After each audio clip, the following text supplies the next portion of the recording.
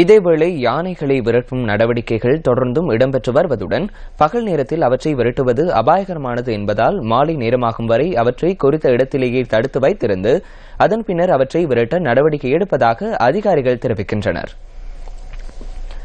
அம்பாறை கிரான் கோமாரி பகுதி விவசாயிகள் நிந்தவூர் பிரதேச செயலகத்திற்கு முன்பாக இன்று காலை கவனஈர்ப்பு போராட்டத்தில் ஈடுபட்டனர்.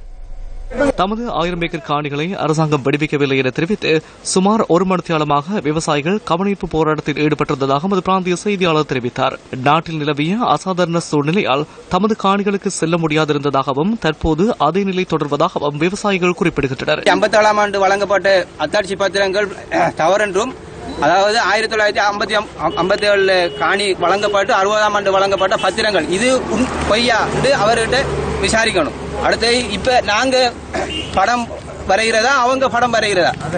படம் எங்கள்கிட்ட இருக்கிறது இல்லை, கச்சேரிகள்ல தான் அதிகாரிகள்ட்ட தான் படங்கள் இருக்கிறது.